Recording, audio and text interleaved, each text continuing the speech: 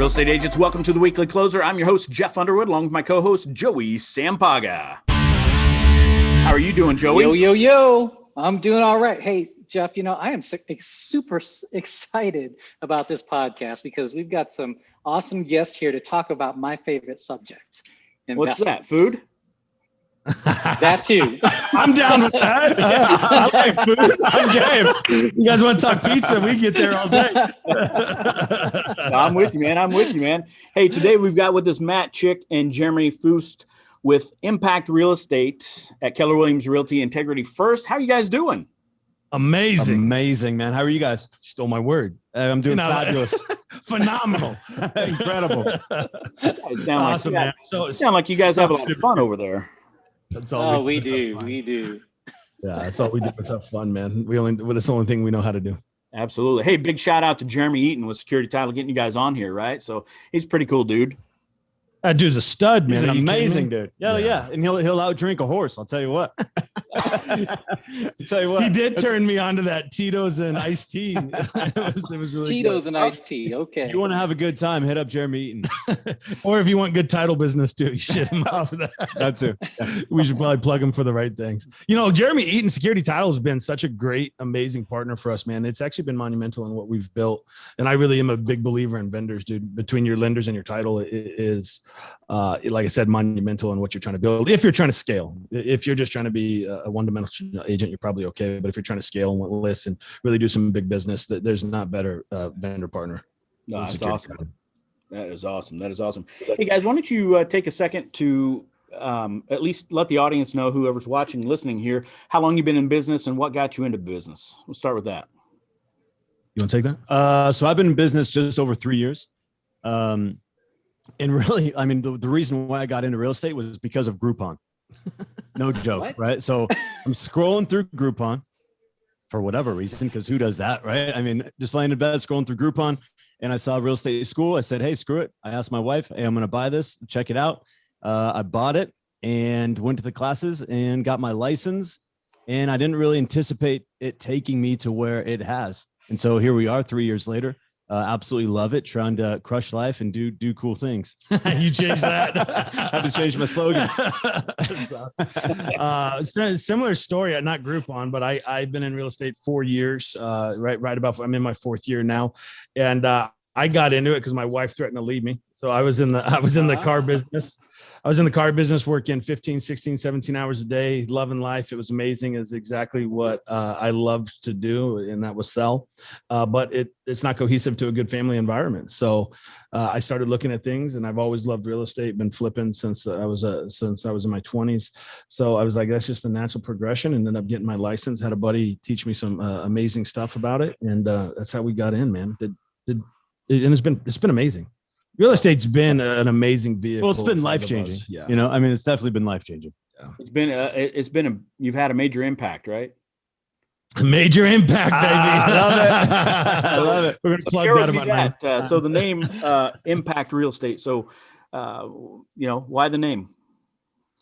The truth is, oh man, that's a good question. So let me check it out. Here we go. I'm gonna break it down. I'm gonna try not to get on a soapbox today, so bear with me, okay? I can get a little fired up. But as we looked at this industry, as we really started looking at the things that we wanted to do and accomplish, impact's the biggest thing to stand out. Like, we want to be disruptors in the space. We want to impact agents' lives.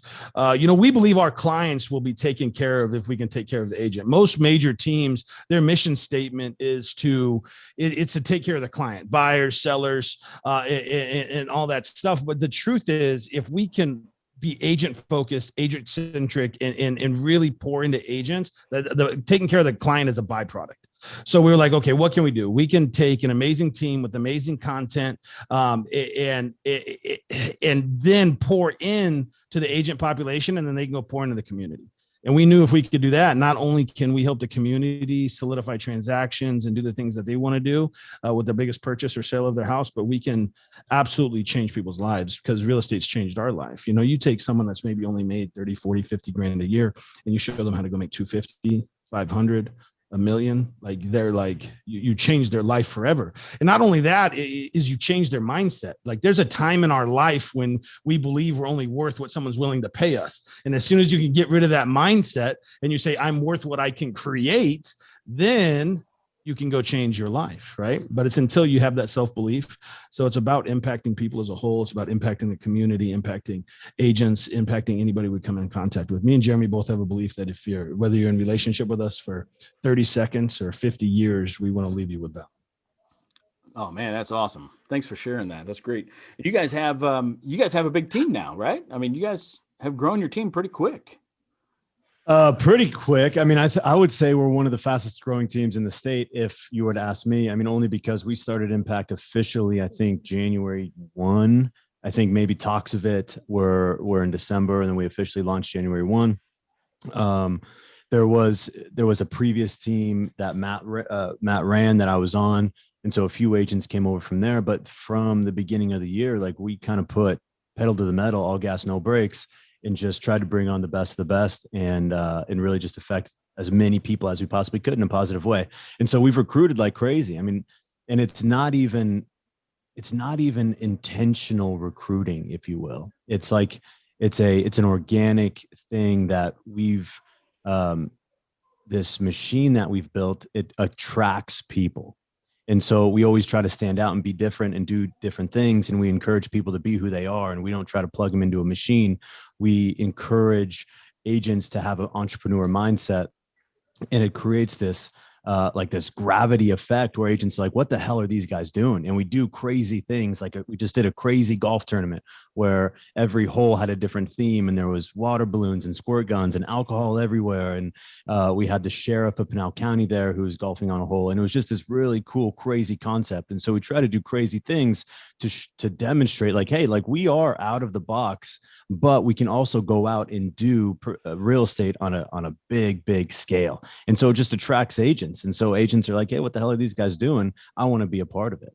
Professional, So not conventional. Yeah, that's what we always say. Yeah. Professional, not conventional. And so it's just attracted a lot of people.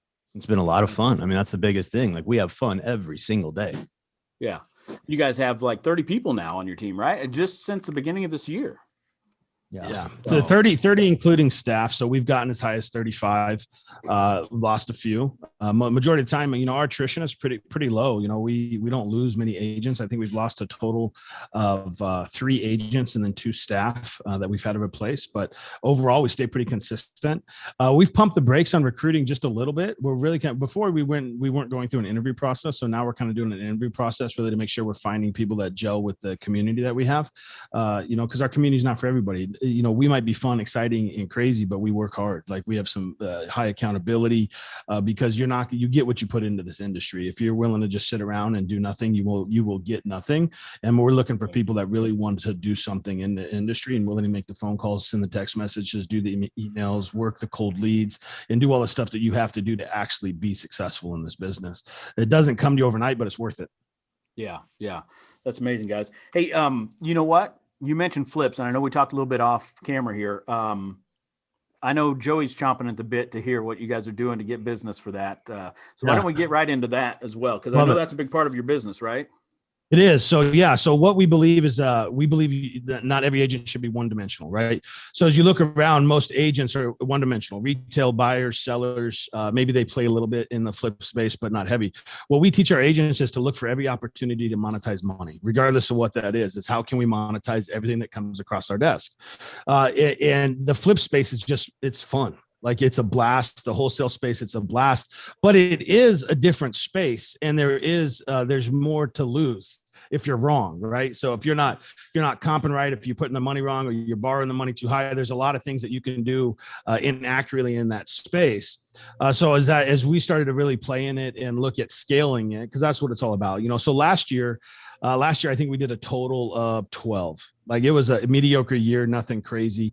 We have that on the books currently this year for our flips. As we have 12, we generate around about 550,000 in revenue from our flip business, and then probably another couple $100,000 in the wholesale space as well. We're probably projected to be anywhere between 1.2 and 1.5 this year in revenue from our flip space. But it all comes from teaching agents how to monetize it, how to look for the opportunities and what that looks like.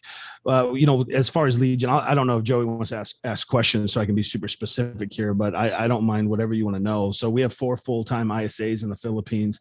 That costs us about $3,700 a month to run those teams. And then training, right? We've had them for over a year. And we've just started to really get traction where we're consistently putting people in the pipeline to actually either buy or list their house. We've picked up 5 listings from it in the last 2 weeks. So it really feeds both sides of the business. But on every kitchen table appointment, every listing appointment, we teach the 4 ways to sell properties, right? And it really comes down to 4 ways. Is you have your retail, you have your hedge funds, you have your fix and flippers, and then you have your wholesalers. Now there's a bunch of other you could sub to, and there's a bunch of other stuff that you could do to monetize stuff. But when you show the options across the table, you'd be surprised how much people are willing to leave a little bit for convenience. So we've done a ton of deals this year. We've done 3 deals this year where they just didn't want to be contingent. So we wrote an offer on their house so they could buy our listing, and they leave somewhere between 30 and 35,000 bucks on the table for that type of convenience. So when we coach it, what it does is just, it gives us an opportunity. And so like with the ISAs, when they schedule an appointment, maybe their intention is the cash space, right? Maybe it is, hey, we need to find these guys flips, but it gets us an at bat at that table. And then we can go through our whole presentation. Hey, if you want the most amount of money for your home, let's go live with it, right? And you're going to net 92% of your home's value. If you want a quick cash offer, we can do that too. So you don't have to be contingent, or you can leave whatever the hell you want. Or if you are in a bind and you need to sell in 30 days exact, whatever it is, right? Like we give them the opportunities. And it's just an amazing thing. And I'll add this, like it's easier to go from investor to real estate agent than it is to go from real estate agent to investor. If you've already pitched your agency, if you've already pitched agency and talked about top dollar and what you're going to do to list it and pictures and marketing, and then you go, well, I can also give you a cash offer today, that it's a way harder. You're not going to close that transaction. But if you lean and say, hey, here are options, and let people give actual decision on what would be best from them, you'd be surprised at what happens. So I always tell everybody, lean, let's buy it cash. If they're not interested in our cash offer, let's really talk about what it looks like going to the market. Because some houses shouldn't be on the market. Yeah. So you guys take time to educate all your team members to go through that funnel, basically. We train every day, Monday through Friday, 12 to 1. So we train when we eat. So every day we're running training classes. I would argue to say we're probably one of the highest training teams out there, just because we believe in it so much. We still script practice every day, 8:30 to 9. We're religious about it every day, Monday through Friday. We're training from 12 to 1, and from every aspect of it, whether it be the flip space, breaking down a flip. How do we come up with our numbers? What did that look like? What was our buy price? What was our rehab? Why did that matter? What is our net profit? How do we get it? And then, under breaking down a bins or looking at an inspection report, you'd be surprised how many people don't know what corrosion on a water heater is, or when to look at a water and say it's aged, or can't read a date right on an AC unit to tell how that is. So we really try to take the whole thing and just break it down very simple. So we're putting quality agents into the marketplace. Did you have any specific questions about the flip space? You know what? I have a question for you about, so you have a team of callers, right? ISAs. What's the criteria that you're looking for as far as how do you know which houses to call, which owners to call? Right. Yeah. Good question, man. So any distress, pre-foreclosures, probates, high equity. So we have a demographic of our particular client that we would say. So we'll say, let's say they're over the age of 60. They're in a 50% equity position in these certain zip codes. So we'll pull that list. We'll look up probate. Pre-foreclosures have started to pop a little bit for us because people are starting to get nervous with the forbearance, right? So those have been good. But then also like just general neighborhood searches of of older neighborhoods. And then I will still pull a high equity. So we'll still pull high equity in an older neighborhood with an older clientele. And anybody that might not want to list their home that's been living there for 30 years. We just bought a hoarder house down in Chandler. Great house. They're older couple. They wanted to move on. They barely owed anything on the property. We ended up picking it up for $315,000. And we turned around and sold it for $370,000 in 15 days. And that was a deal that an agent brought, and they profit shared and all that. Got it. So, but it wasn't a listable house. Oh yeah. So it's really just knowing what house is listable and what's not. But it's that demographic that I would say that you're looking for. So as they're calling, it's older communities, older neighborhoods is what I mean by that.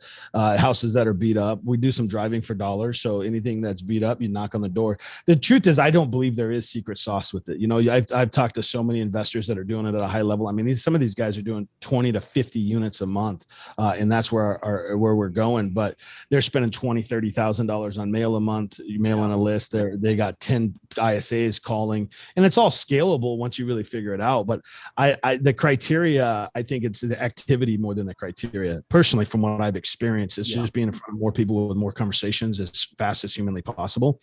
And again, because we're both sides of the business and not just investment, we turn a lot of them into listings. I would say out of 10, let's say we're on 10 appointments, we're going to pick up 5 of those as listings, and we might close 15%. And I'm going to use 15% instead of 20, but 15% of those will go into our investment space. So we're about 1.5 per 10 leads. Got it. When you say older homes, you kind of have a sweet spot, like it needs to be at least this old, but not older than X. Yeah, I don't want to go in. I don't like replumbing, don't like doing re-electrical. So I try to stay out of historic districts, even though we got one under contract right now. So I don't really like to mess anything older than 60, 1960 or older. I really like the 70s, the 80s is really what I enjoy flipping, because most of that stuff, you can do some pretty cool creative stuff with open concepts now. You know, a lot of them they're all pigeon den walls and crazy stuff like that. So you can really open them up and change the way it looks. And that's just me, because I enjoy the construction aspect of it, right? That's just kind of my background. So it's what I enjoy doing.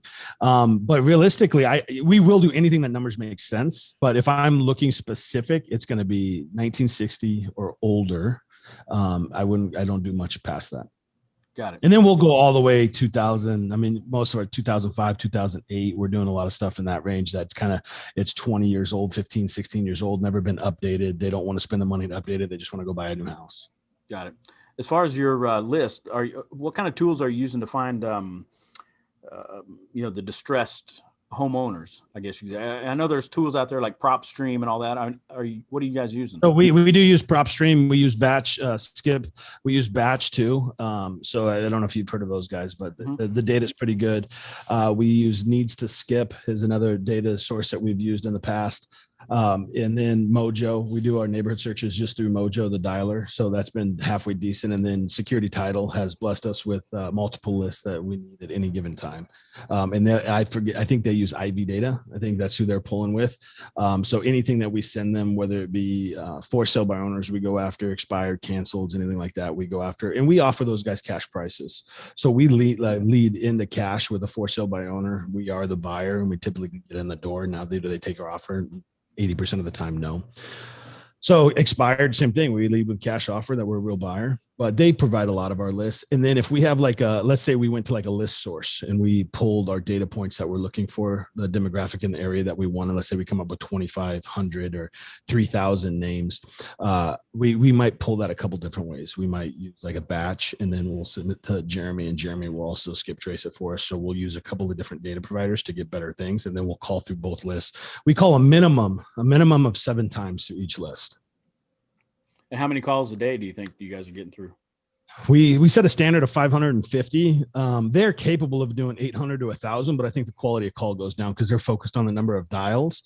You know, the Philippines, the people over there are amazing. They want to please, they want to make you happy. They want to keep the job. So whatever metrics you set, they hit. Right. So you have to be super cautious on the metrics you hit, is what I would say with any virtual assistant. So if I say I want 1,000 calls a day, they're focused on 1,000 calls, not quality calls. So we say, hey, I want you on the dialer. I want your time on the dialer somewhere between 3 to 5 hours. And in that, I want you to have 500, 550 dials. So I focused on time on task. So how long were you connected to the dialer? How many dials did you make? And how many conversations or contacts did you have? And then based on how many contacts you have, will tell me, our conversion. We also try to give them some anatomy, right? So if you're on a list and that contact rate's at 3%, 4%, like, we don't want you to stay on that list. We want you to be smart enough and say, okay, hey, I'm going to get off this list. I want to find something else that's going to put me at 6 or 7%. We're not hitting 10% contact rate right now. I don't know a lot of people that are, but if we're getting 6 to 8% on our contact, we're pretty happy right now. Got it. And texting kind of went away now, right? Pretty much. I think so. We were never big into texting. I tried it for a minute, but it was so hard to manage because you would have to send like 250 to 300 to 500 text messages. And that was before we really dialed in the staff. I was doing it personally. And I just found myself behind a computer all day trying to text a bunch of people that just wanted to tell me to F off. So it was, I know a lot of people that have done it, but we don't participate in texting currently. Yeah. We do want our automated action plans. So we have our action plans once they become a nurture. Once they become a nurture in our lead, then we'll text them a few times. But other than that, we don't bulk text. Got it. Are you guys doing, besides flips, are you guys building your own portfolio as well? Oh, we just talked about this. So I have a philosophy. I don't know if my philosophy is right. I want to play in multifamily. So we're looking for multiple doors. I don't know. I'm not very interested in single family. So I just talked to Jeremy and our other partner, Kyle, about this within the week. So it's funny you guys asked this. Like, we have been on a capital chase. Like, how much money can we put in the bank to be able to have the dexterity to do whatever we want?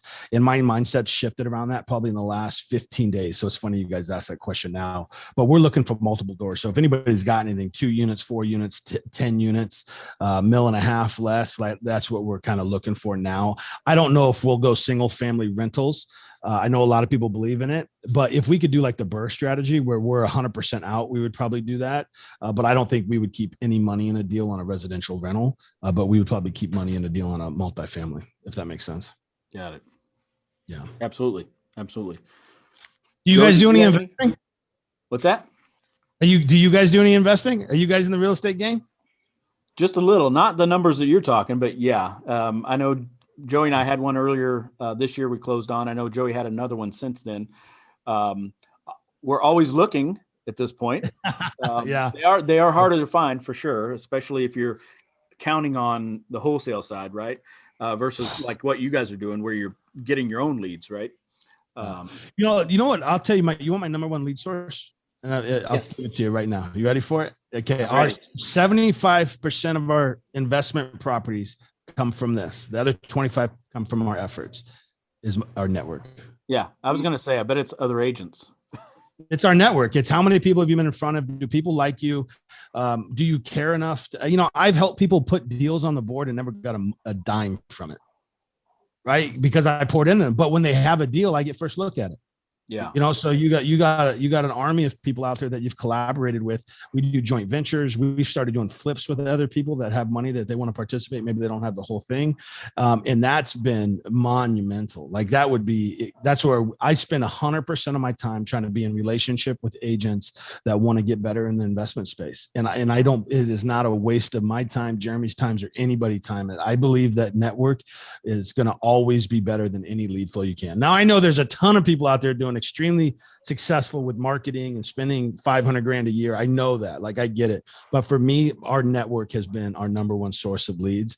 And I think it's just going to grow. And we've seen the fuel come in the last 30 days where we're comping 2 to 5 houses a day currently on opportunities. Got it. And that has just happened over the last 2.5 weeks. Yeah. Our whole mindset is we don't need more money. We need more people. Right. That's good. And so once you have the people, like, anything is possible. And so we're just a big believer in how do we get more people into our network? And that's why we lean into events pretty heavy, because we want to be face to face. We don't want to have to try to figure out these other sources or the secret sauce, as Matt mentioned earlier, right? That's a myth.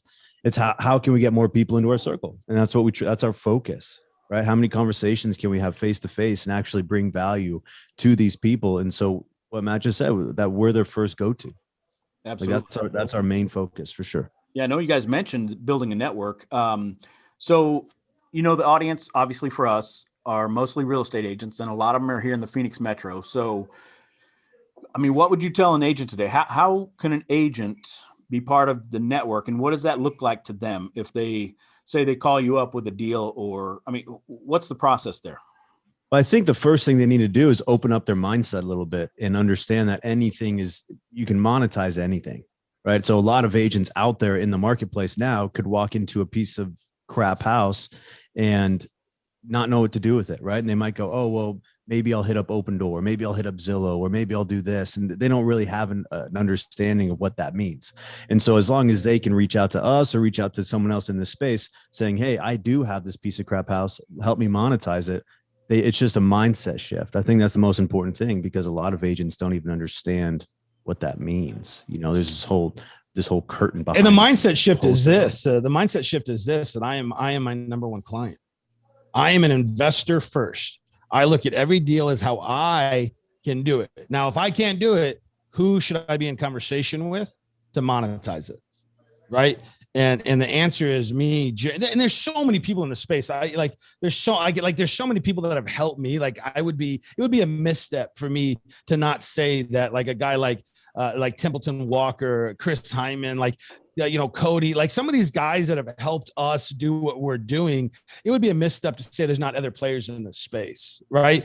Yeah. What we're just trying to do is be loud about it and say, hey, we're a player in the space. So we'll also help you along with everybody else that's in the community that's willing to give value, because not everybody is willing to give the secret sauce. Yeah. So what I would say is, and you don't need all the ingredients, right? You just got to bring the one. If you bring a deal, if you have a deal, if you have something that you think could be a deal, bring it and we'll show you how to use it. We'll make the whole freaking cake. Make the cake. Just bring the flour. We'll make the cake. We'll pop in the oven and we'll eat it together. I feel like we should tell everybody we stole that from Templeton Walker. I want to put that out there. That was Temp. He just gives me the ingredient and I'll bake the cake. So Temp, I'm sorry if you're listening. No, we've had Temp on the show a couple times. Yeah. That dude's a stud, man. I love that guy. Like no joke. There's not a more genuine person. Yeah. I really remember him telling me way back, a year ago or 2 years ago, probably now, that the majority of his business came from his network, mostly other real estate agents. So you want to know how I got it? Me and Tim did lunch. My very first year in my business, I was a young gun. I was trying to be successful.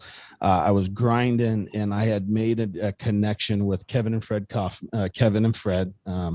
and over at Group 4610. They were trying to recruit me over to EXP. Temp was at EXP at the time. They knew I was playing in the investment, so they set a meeting up with Temp. And me and Temp went to lunch. And it was the best lunch that it could have ever been. Dude poured into me. He told me what he was doing. He told me how he was doing it. And what we're doing is a ripoff and duplicate of everybody else, right? And then I said, okay, let me go figure that. I literally left that lunch and started talking to other people about me being a cash investor. And that's been 2.5 years now. And now it's just picking up steam. It's been really good. So I truly believe is be surrounded by the right people, and the right people will get you where you need to be. So if you have a deal, we would love to be that people for you. Or if you just want to know how to monetize the deal, you just need insight, where I'd be happy to spend time with you and show you what to do. Or you just plug into our trainings, or just get in relationship with us, because we do have a big team. We're going to do 90 million in retail this year. Like, we have the tools and the foundation and the systems for you, if that's something you're interested in learning more about. We're an open book. Like we'll grab beers, we'll grab breakfast, we'll grab coffee, we'll sit on. We like to drink and eat, if he didn't just mention. We'll have tea. Tea and crumpets. I don't care. How do agents? What's the best way for agents to reach out to you guys? Matt. Okay. What's the best way to do this? Do you guys put, I can do a cell phone number? I'll give you my cell phone out on the air right now. It's 480-980-7078. That's 480-980-7078. That's my direct line. Text, call anytime. That's not true. 8:30, 9 o'clock. I'm in bed. I will not answer, but I'm up at 4:30, so I will answer then. So yeah, just hit that number up. Find us on Instagram at what's our Instagram handle? Social media king. So Matt's is I am Matt Chick. Oh, that's right. I am Matt Chick is his Insta. Mine is Jeremy Fuhst. And then you just search us right on Facebook or Instagram. Will pop right up. I'm happy I'm giving my number second, so now people have time to get their phones out So go at contact right now. It's Jeremy Fuhst, Fuhst, and my number is 480-381-4454. But social media is obviously the biggest one. Just follow us so you can see what we're up to. We lean heavily into that space and kind of update everything. We have a meetup twice a month at OSO noon on Fridays. If you guys wanted to join that, we talk. Normally, we break down a couple of investment deals, talk about what we're doing in real estate. We have 30 to 40 people show up every other Friday for that at OSO. Again, at a brewery. There's a theme on things that we do. I feel like we're keeping them long. Down in Gilbert? Down in Gilbert, yeah. Okay. All right. We should have told you we're talkers. Impact at OSO. Yeah. And when is that again? So it's we do it every other week, every other Friday at noon. Okay. So the next one would be next Friday, a week from tomorrow. This will air. Let's see. We're going to air next week. So. Okay. Yeah. So Friday. So Friday. All right. And then we do events all the time. Like we try to do an event once a month outside of OSO. The next one is a banger, wholesale unmasked. So we're doing wholesale unmasked. That's in August. So the end of August, hit us up about that. We're actually going to go through the process and unmystify what really wholesaling means and how to go about it. Mr. Matt Chick will be teaching that. Okay. So that'll be a good one. The turnouts on those, we always encourage as many agents to go just to network, right? Because as we said before, network has gotten us many places. And so if you can just plug into an environment where there's going to be other agents there, might as well do it, And so then at the end of the year in October, we're also doing a big one where we're trying to get a couple hundred agents into one room, and we're going to do it at a big venue. It's going to be like literally just the coolest networking event that we could throw. We're going to have DJs, alcohol, think of like a wedding reception for agents, just to go have fun, network, and just throw your name around and see what comes of it. Agent appreciation, baby. That's what we're calling it. Agent it. appreciation. Think of it like a wedding, ceremony. Yeah. No bride and groom. No Me and present. Matt are not getting married. All right. Regardless of what you hear, we're not getting married. No, that's not. So where do people go to actually find these events? Do you have it on your website or something, or what? Or on your social? Yeah. So it's impactaz.com. Teamimpactaz.com. Sorry. All right. Teamimpactaz.com. Yeah. So that's our website. We do. We have all the info about the team, the events, the investment space we play in, kind of everything that we do. That'll be on that website. Okay. Matt, I did have a question for you then. So when you decided to start hitting up other, building your network, right? And you wanted to be the go-to guy for somebody to call if they needed to get rid of a property or if they had something that they just couldn't figure out what to do with it. How did you, like your first deal from that? How did you make sure that you were totally prepared, right? Funds wise and all that. Okay. You're never totally prepared. Yeah. Just so you know, I'm never prepared for anything, but I feel like you just figure it out. Right. So my first deal was a flip. It was not a wholesale. I had to actually take it down. Now I am a man of my word. If I signed a purchase contract, I like to perform on that purchase contract, right? Especially if I'm direct to seller. If I have an inspection period, I have used an inspection period to get out on something that's not worthwhile after that. But my first deal, so this is a crucial piece, and I'm glad you asked it. How do I come up with capital? Right? How did I find the money? There's a ton of people out there that have hard money that you can get at a cost from 10% to 18%, depending on if you need 100% money, 80% money, 75% money. Right. And that's the value. I'm sorry, I want to make sure I'm not losing anybody here. So when you get hard money, there's a percent that you have to come to the table with, right? So if you're at 80% money, when I say 80% money, you have to bring 20% to the table, and they're going to give you a loan for the other 80%, just in case I would lost anybody. Well, hard money scares me. So I've lost money. When I was 22 years old, I dumped $100,000 into the real estate market. Me and a buddy went in on 4 flips, and I lost every single one of them. And obviously I was 22. It was the best $100,000 I ever lost in my life. I'll tell you that. I have never lost money on a flip since then. I had the wrong advice. I had the wrong people. I had the wrong money. Right. So hard money ate my life. It ate my soul when I was doing that. And I have never used hard money since. Everything I have is private. So what I did is I went and I made a hit list. Okay. 25 people that I'm in current relationship or that I'm once removed from. So who could I connect with in my sphere that has money? And we all have someone. There's someone around us that has some cash. Okay. And then, so as we started looking at, we started talking, okay, now I need to make the phone calls. Now I need to send the text messages, or I would put myself where they were. Does that make sense? I was very purposeful where I hung out and what I did. And then when people asked me what I did, I just got super excited about it. I'm actually a real estate investor. I flip and I do that, and I have some great opportunities. So I was doing this before my first deal came. I was partnered with my other partner at that time, and I found my money guy. My money guy's name is Kyle Reardon. He is now a business partner in our business. But what we did is we said, hey, listen, I don't want holding costs. I'm going to profit share on the deal. So we were giving him 30% of the profit for no holding costs. Now that was expensive. Like, could I have done it cheaper? 100%. I could have absolutely done it cheaper, and I could have made more money on my flips. But what it did is it curved my risk. So now he's profit share. And it's 100% his cash. I have zero of my cash. All I've done is find the deal, have the ARV, and I run the remodel. And it was 100% of his money. We would give him 30% of the profit. So, and then that just kind of, as I did that, then I started going and then I actually met up with Steve. And Steve was telling me how he was doing some co-op stuff. And then I started to raise capital just from people that I knew. And I would go get anybody that had enough money to do a deal. I would say, okay, hey, listen, I'll guarantee you a return on your money over the next 12 months. So let's say I'll guarantee you 8 to 10% return on your money. And then that way I had 100% financing at 8 to 10%. So I have 3 or 4. So we're good. We're good up to about 6 million right now. We have about $6 million raised to do it. And I don't know if I'll ever have $6 million in the street. I don't know if my risk level will allow that as I start to scale, but it was just about who's around me, who has the money, and then go have the conversations. Now, when me and you are belly to belly, I can be pretty convincing, but it's because I have conviction about what we're doing. And I believe it's a curved risk. I believe as long as I know my numbers, my ARV, and I know what I'm doing and I'm buying it right, I believe the money will always be there. I really do.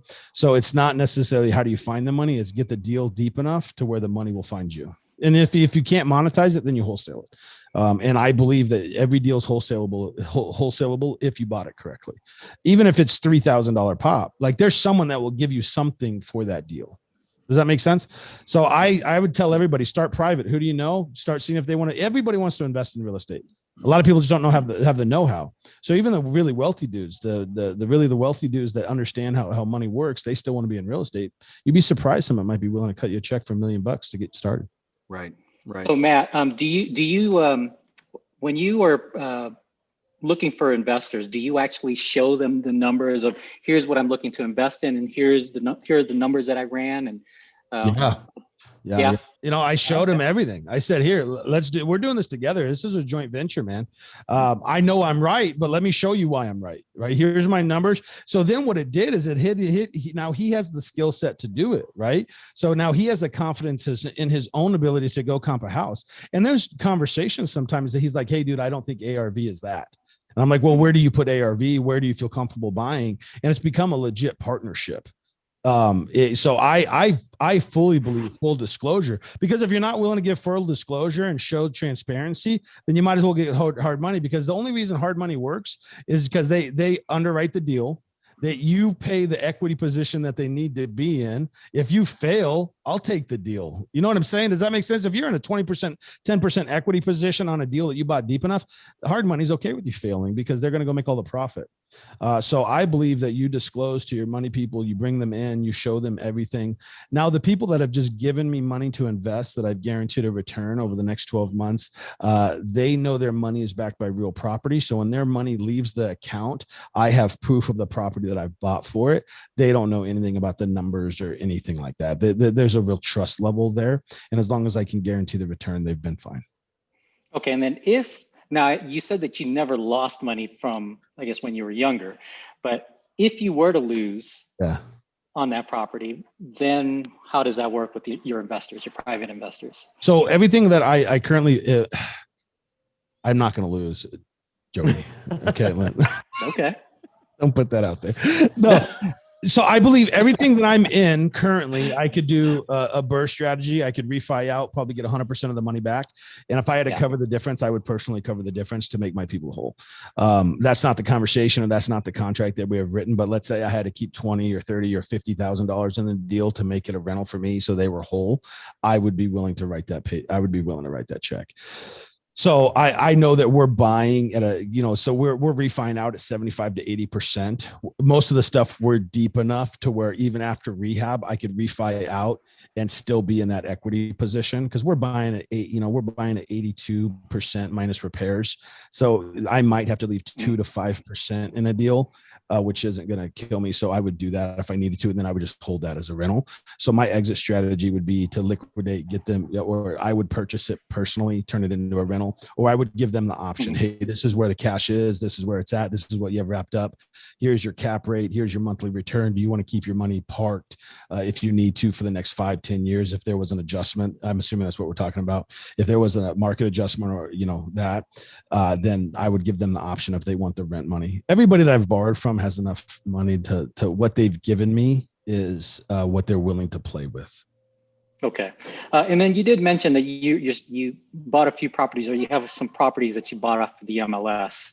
Yes. Is that something that you actually buy yourself, or do you put it on assignment, or how does that work? So everything we put on a purchase contract. So we use an AAR form. I don't use a 3-page. So we use an AAR form. We put it on a contract as guaranteed home buyers, and where our intent is to take every property down.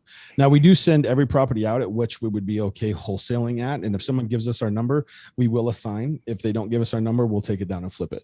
So we're very clear. So we have a 50-50 is what we call it. So if let's say I can wholesale it for 20, or if I flip it, I make 40, I have to be able to get 100% return on a flip for me to flip it. If not, I wholesale and I make my money on the wholesale. So if I can double my money flipping it, I'll do that. If I can't, then we just wholesale it, kick it down the road. Does that make sense? So if I wholesale, make 25, I have to be able to flip it and make 50. If not, I wholesale it, make 25.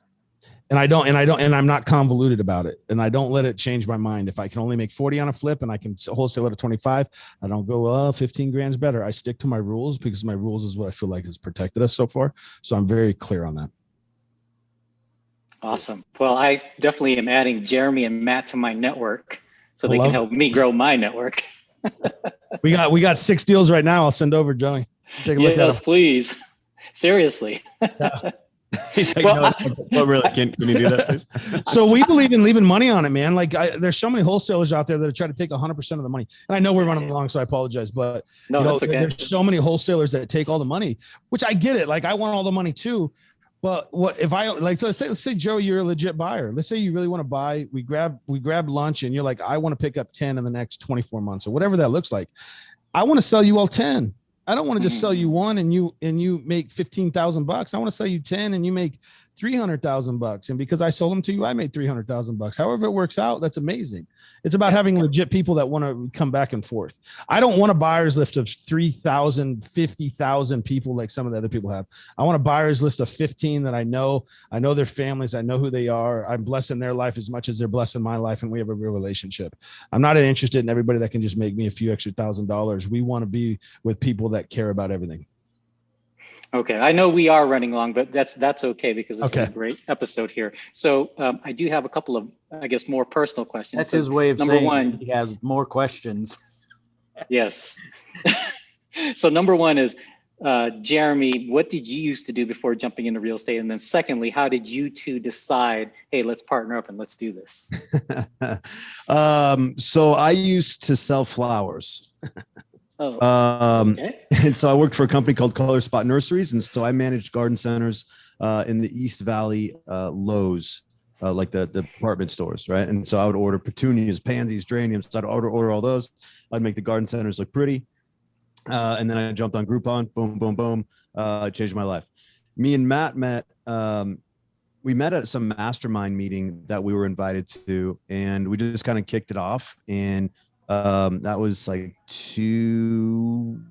a little over 2 years ago, something like that, 2.5 years ago. He's not telling the whole story. No, because Matt blows it up and tries to do his thing. But we met, we kind of just kicked it off. We've been friends ever since. And then at the beginning of the year, we said, hey, let's join forces and see how big we can blow this thing up. You know, I mean, Matt's amazing at what he does, and partnering with him was just kind of a good thing to do on my part. And it's been all gas, no brakes since. Okay. And then one last question about the fix and flips. Contractors. Yeah. How do you get them? How do you Oh, find good ones? Network. I've taken contractors from temp. I've got another really good friend. I don't know if you guys know who Heather and Sam Openshaw are. They're a big team here at Keller Williams. Does Temp know that you took his wholesale or his contractor? No. Yeah, he gave him to me. Leon, carpet guy. He's amazing. Thanks, Tim. So I just, again, network. And then I have trial and error. I've used some that have been trash. I try to, so like our demo guy is a guy on our team. He wants to make extra money. So he goes and demos our houses, right? I come from the construction background. I used to work for a door and trim shop. So I understand construction, and I've done it a lot in my life. And so I kind of had some contacts. So my door guy is the guy that I used to work for that's still in business to this day. And then my business partner brought our flooring guy, and he's been amazing. So it's really just been like, who do we know and how can we find? And then when I need a trade, I probably send 25 text messages to everybody that I know that's in the space, and I'll get 3 or 4 or 5, and then I'll go from there. And then once I find one that's legit, that shows up on time, that answers their phone, that can send an invoice and like legit, dude, I treat them like gold. Like I pay them next day, pay them same day. Like they don't wait to get their money. A lot of them don't even ask for 50% anymore. They just go and do the job, and then they get paid on the back. Like it's been, once I find them, we pay fast. We give them every deal. I try to wait for them. Like I'm not that guy. If I got to flip and I got to wait a week for you, I will wait that week for you. I don't go try to find another person. I really do try to feed the people that have been taking care of us. And I believe that wholeheartedly, and they appreciate it. Like they really do. Like they care. I've been thinking about, this Christmas, I'm probably going to do something for our trades where I'll probably send money to each and every one of them. I've been thinking about that. There'll be something like that, man. Like they're part of the family, just like everybody else. So it sounds like you're the general contractor for all your flips. Me and Kyle. Kyle does a lot, but yeah, I'm definitely the brain behind the flips, just because I've played in the space. Okay, awesome. Jeremy's That's the awesome. face. Jeremy's the face of the business because he's so much prettier than I am.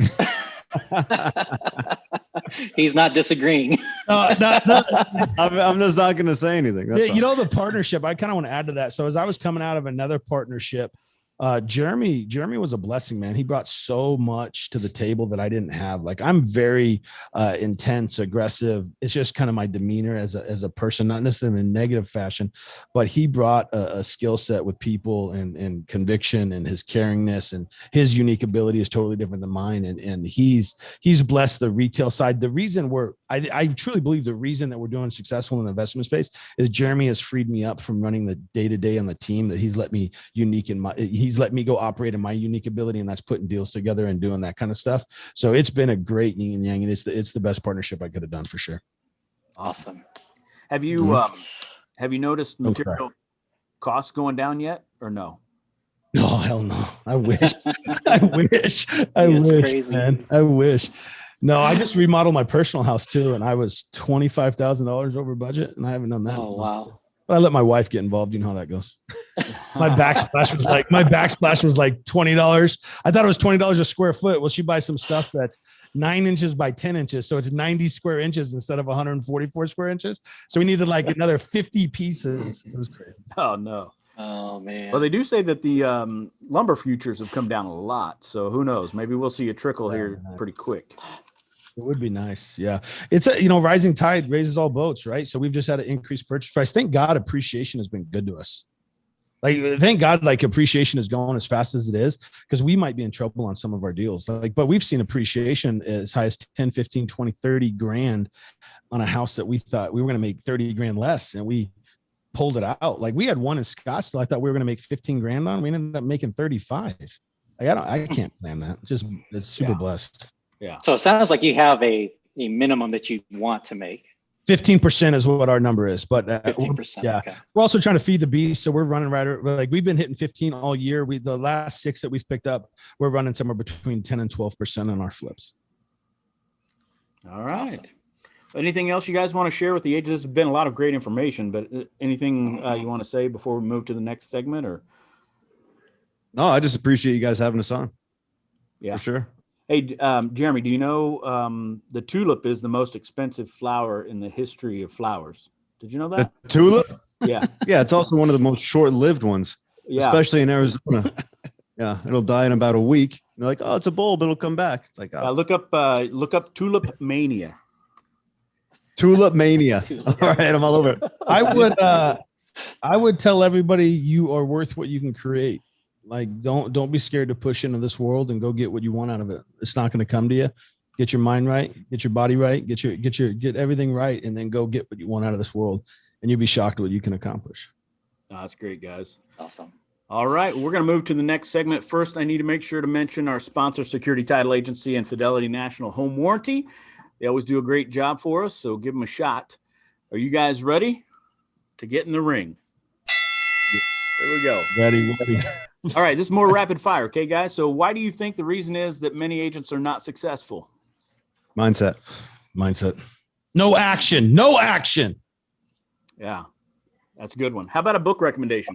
Are we supposed to? I thought we were going Are we quick. supposed to go rapid fire too? Is this like one-liners, or is this like? Oh, I guess you can elaborate if you want to, but Okay. how about a book I think the biggest challenge with anything in anybody's life is that they're not willing to put the work behind the shit that's in their mind. Oh, I'm so sorry. Yeah, You gotta no, it's okay. like we have these dreams, we have these things that we want, but we're not willing to work for it. We're not willing to do it. We're not willing to brainstorm. We're not willing to sacrifice. We're not willing to do anything for it. And it goes right back to what Jeremy said. First, you got to make the mindset shift that you want it.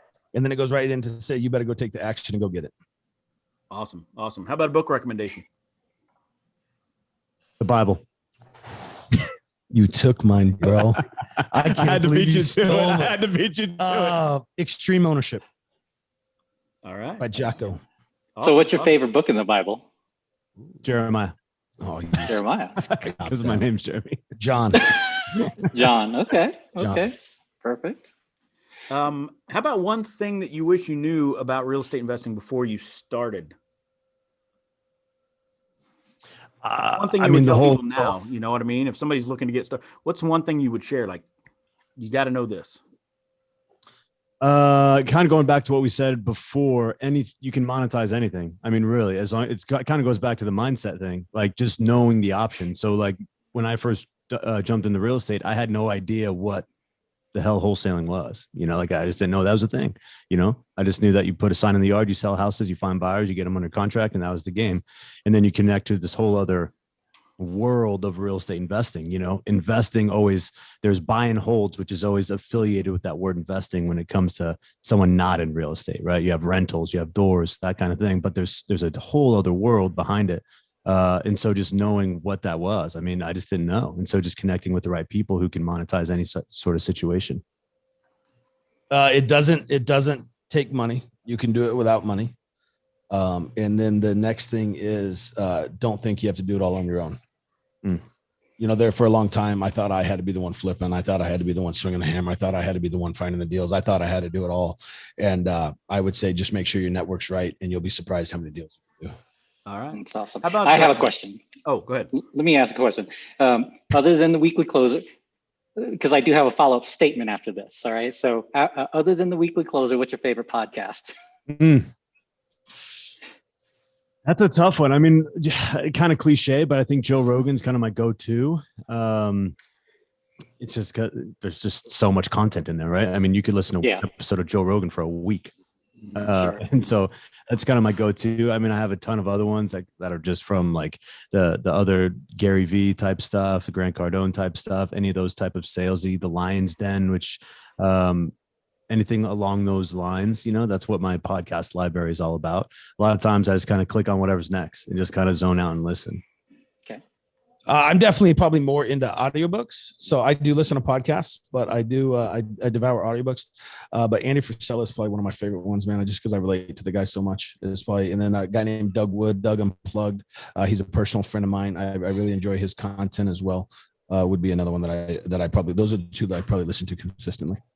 Okay. And then my statement is, just to throw it out there now, is you guys are starting up a podcast here in a couple of weeks. What's that going to be all about? Well, when we start that podcast, I want you to know that I'm sorry, but this podcast will probably get bumped to number 2. I just want to let you know. But I think we're going to lean more into like an entrepreneur, what we did before. It was called My Catalyst.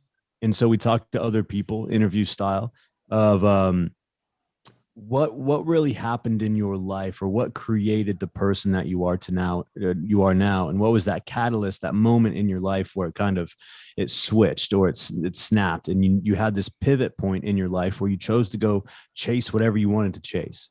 And so everyone's got a story. We wanted to hear all those stories and just kind of soak it up and have some interesting conversations. And so we're just going to pivot a little bit off that. And I think it's going to be another business type of podcast. We haven't really dialed in exactly what it's going to be like. Interview style is definitely something we both enjoy, so it will be something along those lines. I also think interview style is a great way to grow a podcast and grow your network, right? Because like, as you know, right, I'm going to go share this on my socials. Matt's going to go share it on his socials. We're going to expose it to a whole different other world that had no idea who you guys are. And so it's just, in my head, it's the smart way of doing a podcast and trying to scale it. I don't know the content behind it yet. It's going to be entrepreneurial. Yeah. It'll be some motivation, just because that's where we feed mindset. It'll be all that stuff.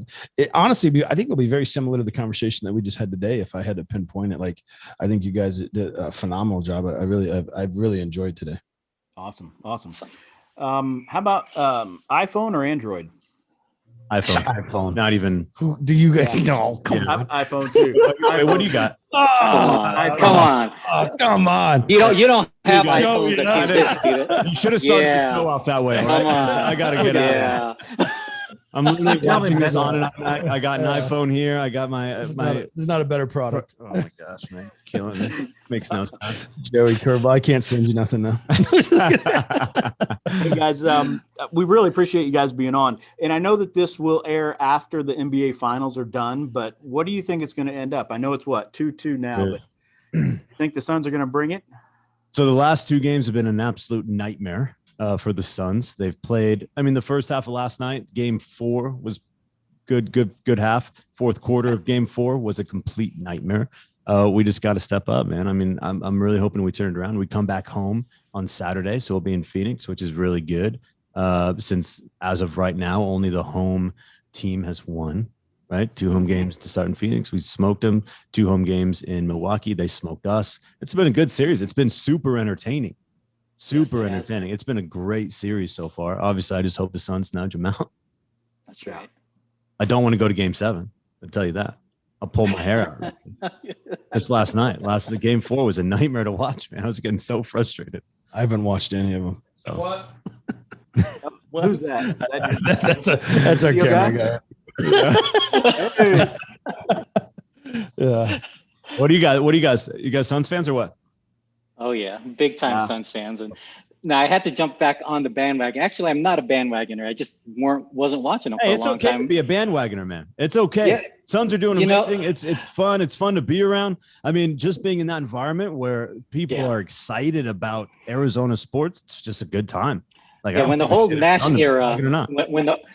when the whole Nash era ended, it's just like, okay, they're no longer fun to watch. And then Yeah. they came back, and I was like, oh man, these guys are awesome. And yeah, no, I hate it to go to game 7, but if it goes the way it's going, where the home team wins, game 7's fine with me. 100%. 100%. All right, guys. Hey, thank you guys so much. I hope that some agents reach out to you. I know Joey and I probably will. Anyway, Love it. Yes, certainly.